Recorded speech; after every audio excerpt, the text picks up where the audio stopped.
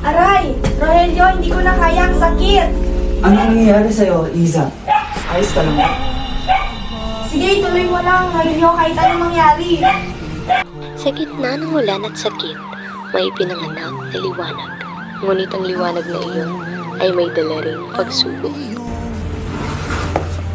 Meron pong kailangan din sa inyo tungkol ng anak niya. Meron po siyang cerebral palsy o tinatawag na dystocia. Nahihirapan po siyang magsalita at lumalaw ng normal.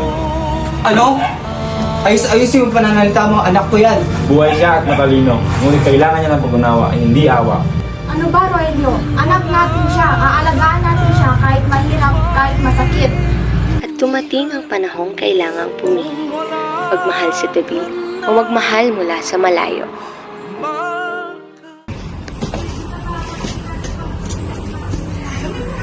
One, two, three.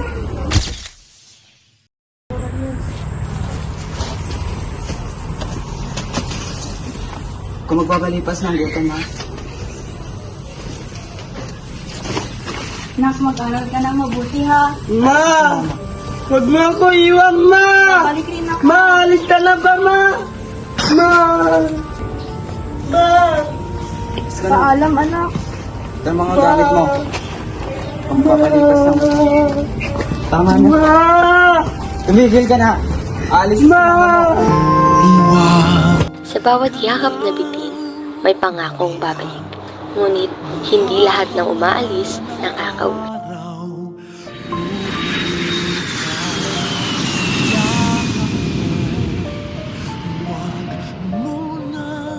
Sa disyerto ng kalungkutan, si Liza ay lumalaban, hindi sa init, kundi sa pangungulila. Iiwan ko puso ko sa'yo.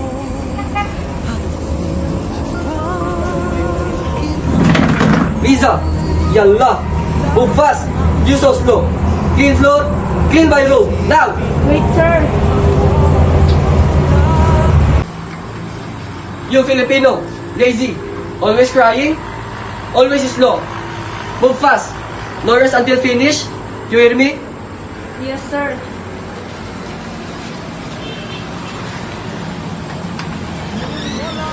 Leo, anak. Para sa'yo to. Aray! Bitan Sa huling tibok ng puso ng isang ina, pangalan ng anak niya ang huling lumabas sa labi. Minsan, may mga balitang kaya mong ikamatay kahit buhay ka pa.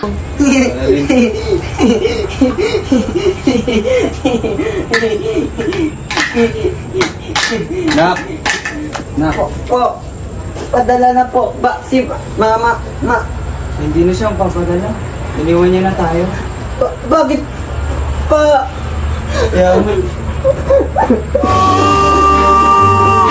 At sa bawat patak ng ulan, may kasamang pangako na balang araw, lalaban siyang muli. Pare na pare! Pare, mauna na ako pare. Sige pare.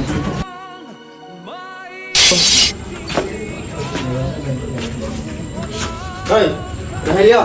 Di ka nga dito? Ano po yun? Baka kwenta. Bakit po?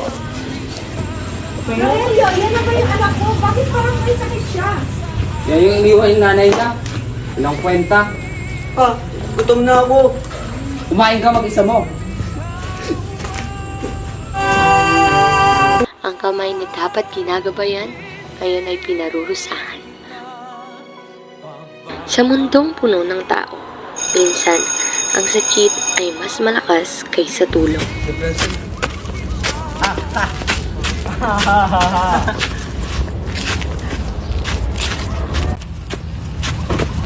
Ano ba yan? Hydrocephalus ba yan?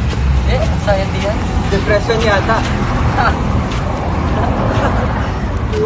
Hoy, ba't di ka namamansin? Puntahan mo nga.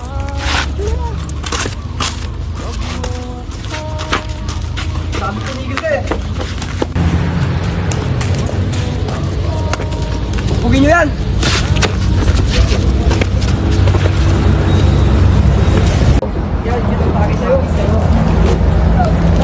Hoy! Ano ba? Lumigil na kayo! Kayo na rin dito! Tara na nga!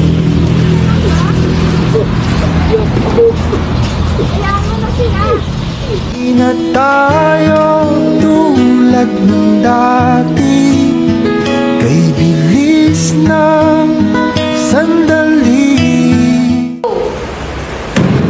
Pinapatawag ko kayo dito dahil may narinig akong ginawa niyo. Ano ginawa niyo sa kanya? Wala po. Wala po. Hindi kayo ng tawad. Hindi. Usus hindi kayo ng sambuan. Ba't ako hindi ng tawad? Hindi ka na ng tawad doon. Leo, gusto ko humingi ng tawad. Oh, okay. Lang. Gusto tayo. Ano ba din? Tawad. Okay. Ang ganyan.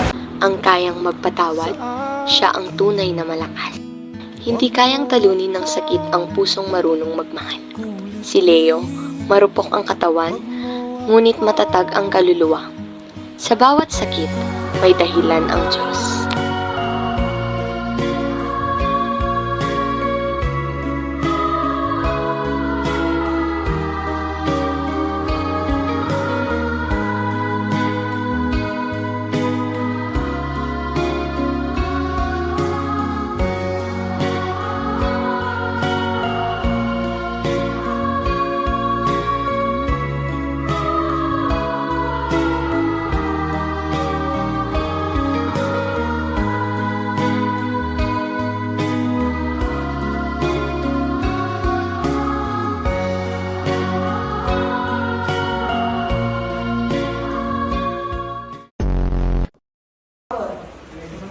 Humingi ka ng tawad doon.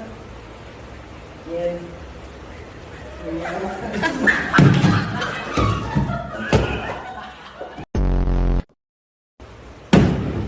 Pinapatawag ko kayo. Yan, bono.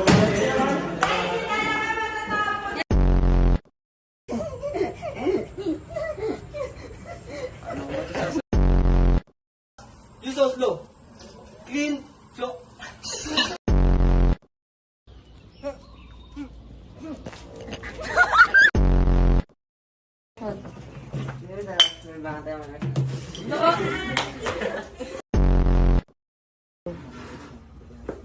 May kailangan ko kong sabihin sa inyo tungkol sa anak niya. Mayroon po siyang cerebral palsy o tinatawag na Aray! Rogelio, ang sakit, hindi ko na kaya. Anong nangyayari sa'yo, Alisa? Alisa tuloy.